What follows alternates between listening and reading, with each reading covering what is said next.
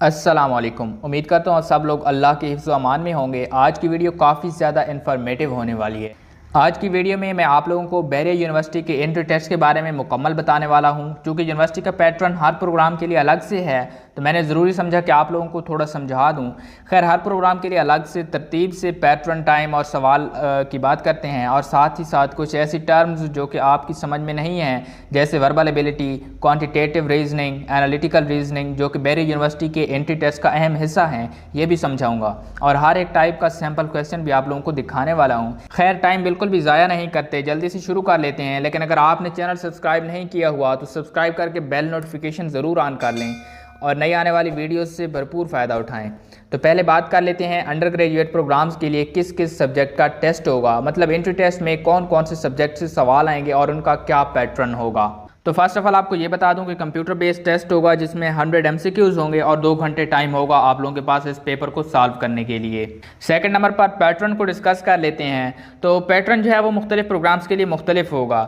जैसे management sciences, earth and environmental sciences का pattern SAT 1 की तरह होगा, और तमाम इंजीनियरिंग प्रोग्राम्स का टेस्ट जो होगा वो SAT 2 की तर्ज का होगा। इस तरह मैथ और फिजिक्स डिपार्टमेंट का टेस्ट जो होगा वो SAT 2 की तर्ज पर होगा, और इंग्लिश डिपार्टमेंट का SAT 1 की बेस पर होगा। मतलब कि ये जो टेस्ट हैं या SAT 1 की तरह का होगा या फिर SAT 2 की तरह का होगा, मतलब कि जो इनका मेन थीम होगा वो इन टेस्ट की तरह का होगा। अब बहुत सारे लोग परेशान हो रहे होंगे कि ये SAT 1 और SAT 2 क्या होता है, इसका पैटर्न क्या होता है, इसमें किस किस्म के सवाल होते हैं। तो परेशान मत होइए, मैं आप लोगों को बताता हूँ, इनके बारे में भी क्लियर करता हूँ। फर्स्ट ऑफ ऑल हम लोग बात कर लेते हैं SAT टेस्ट की। SAT टेस्ट जो होते हैं ये आप लोगों की काबिलियत और आपकी सलाहियत को मापने का समझें कि एक आला है। आपके SAT स्कोर्स आपकी काबिलियत की निशानदेही करते हैं। SAT टेस्ट के 3 सेक्शन होते हैं, जिनमें मैथ, एविडेंस बेस्ड रीडिंग और राइटिंग का सेक्शन, ये 3 सेक्शन इनमें होते हैं। और SAT टेस्ट जो हैं उनकी 2 कैटेगरीज हैं, SAT 1 और SAT 2, यानी कि 2 किस्म के टेस्ट होते हैं, SAT 1 या SAT 2। अब पहले SAT 1 की बात कर लेते हैं। तो SAT 1 जो टेस्ट होता है आपके स्किल्स को जांचने के लिए होता है। बेसिकली इस टेस्ट में ऐसे सवाल होते हैं जो आपके तालीमी स्किल्स को जांचते हैं, जैसे आपकी विकेबलरी हो गई, जैसे आपके लिखने के स्किल्स हो गए, आप किसी चीज़ को या पैराग्राफ को कैसे पढ़ते हैं और किस अंदाज में पढ़ते हैं और क्या सोचते हैं इस बारे में। असल में यह आपके नॉलेज का टेस्ट नहीं होता बल्कि स्किल्स का टेस्ट होता है। जबकि SAT 2 का जो टेस्ट होता है वो SAT 1 से बिल्कुल अलग होता है। इसमें आपके स्किल्स को नहीं बल्कि आपके नॉलेज को जांचा जाता है। इसमें तमाम MCQs बेस्ड सवाल होते हैं और एक मामूली हिस्सा रिटन टेस्ट का होता है। जितना आपके पास अपने सब्जेक्ट का नॉलेज ज़्यादा होगा उतना ही आप लोग कामयाब होंगे। तो SAT 2 जो टेस्ट है ये जो सिंपली आप लोगों के ज़्यादा से ज़्यादा नॉलेज के ऊपर बेस करता है अपने सब्जेक्ट के रिलेटेड, और आप लोगों की सब्जेक्ट की तैयारी के ऊपर मुकम्मल तौर पर डिपेंड करता है। क्लियर? ये तो SAT 1 और SAT 2 के बारे में था कि ये क्या होते हैं। असल में जो SAT 1 और SAT 2 जो हैं ये आप लोगों के सब्जेक्ट में से ही क्वेश्चन होते हैं, लेकिन आप लोगों का इस तरह से एनालिसिस किया जाता है कि आप लोगों को पता नहीं चलता। आप लोगों से टेस्ट इस तरीके से लिया जाता है ताकि आप लोगों की जो कारकर्दगी है उसको जांचा जा सके हर लिहाज से। अब ये था टेस्ट पैटर्न के आपके टेस्ट का मोड कैसा होगा। तो पता चला कि कुछ डिपार्टमेंट का SAT 1 की तरह होगा जबकि कुछ का SAT 2 की तरह होगा। अब बात कर लेते हैं कौन से प्रोग्राम के लिए किस किस सब्जेक्ट का सेक्शन होगा। मतलब हर प्रोग्राम के लिए एक टेस्ट होगा, अलग से टेस्ट होगा, और हर एक प्रोग्राम के लिए सब्जेक्ट भी अलग होंगे। अब उन सब्जेक्ट के अंदर जो है मुख्तलिफ सेक्शन हो जाते हैं। मतलब जैसे अगर कोई BScs में अप्लाई कर रहा है तो BScs का टेस्ट देने जाएगा तो उस टेस्ट के अंदर मुख्तलिफ सेक्शन होंगे, मुख्तलिफ सब्जेक्ट के सेक्शन होंगे, हो सकता है मैथ का सेक्शन हो कोई और। तो आप लोग इनकी बात हम लोग कर लेते हैं कि इनमें जो है सेक्शन कौन कौन से होंगे, किस प्रोग्राम के लिए कौन कौन से टेस्ट आप लोगों को देने पड़ेंगे, कौन कौन से डिपार्टमेंट का कौन कौन से आप लोगों को जो है सब्जेक्ट का टेस्ट देना पड़ेगा। तो पहले बात कर लेते हैं BScs और BSIT में अप्लाई करने वालों की। BScs और BSIT में एडमिशन वालों के टेस्ट में पहला मैथ का जो है वो सेक्शन होता है। मतलब एक सेक्शन मैथ का होगा, एक वर्बल एबिलिटी का होगा, एक क्वांटिटेटिव रीजनिंग का होगा और एक सेक्शन एनालिटिकल रीजनिंग का होगा। ये 4 सेक्शन होंगे और इनके बारे में भी बताता हूँ, परेशान मत होइएगा। ये जो वर्बल एबिलिटी, एनालिटिकल रीडिंग और क्वांटिटेटिव रीजनिंग है इसके बारे में आप लोगों को लास्ट पर बताता हूँ कि ये चीज़ें क्या होती हैं और आपको सैम्पल भी दिखाऊँगा। नेक्स्ट बात कर लेते हैं management sciences, business studies, social sciences, legal studies जैसे कि LLB वगैरह वगैरह। तो इनके इंटर टेस्ट में भी 4 सेक्शन होते हैं, ठीक है। मतलब आप लोग इन में से किसी भी डिपार्टमेंट का टेस्ट देने जा रहे हैं तो आप लोगों के इसमें भी 4 सेक्शन होंगे। एक सेक्शन होगा वर्बल एबिलिटी का, दूसरा सेक्शन होगा क्वान्टिटेटिव रीजनिंग का, तीसरा सेक्शन होगा एनालिटिकल रीजनिंग का और चौथा सेक्शन होगा जनरल नॉलेज का, ठीक है। और इसके बाद हम लोग बात कर लेते हैं BS साइकोलॉजी का। तो BS साइकोलॉजी के लिए भी 3 सेक्शन होती हैं।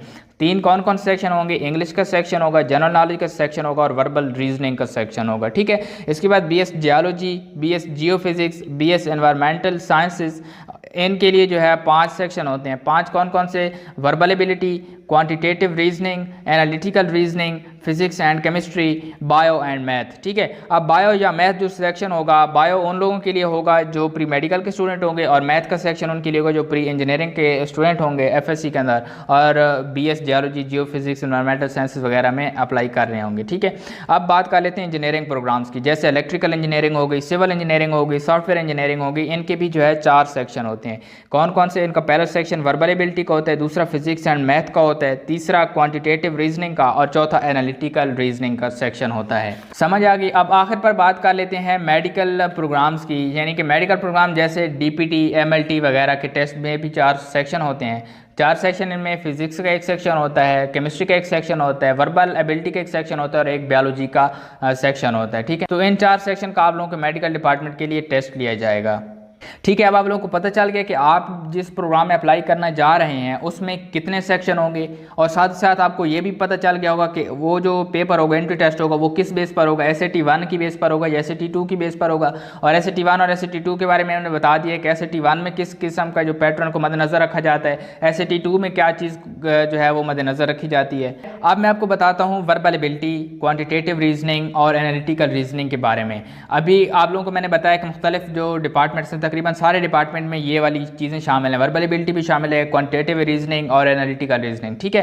तो इनके अंदर कौन कौन से सब्जेक्ट होंगे? मतलब ये जो वर्बल एबिलिटी के सवाल होंगे, क्वांटिटेटिव रीजनिंग के सवाल होंगे, एनालिटिकल रीजनिंग के सवाल होंगे, ये कौन से सब्जेक्ट से लिए जाएंगे, ठीक है। आप लोगों को तैयारी करनी है तो कौन से सब्जेक्ट की करें भाई इन चीज़ों के लिए?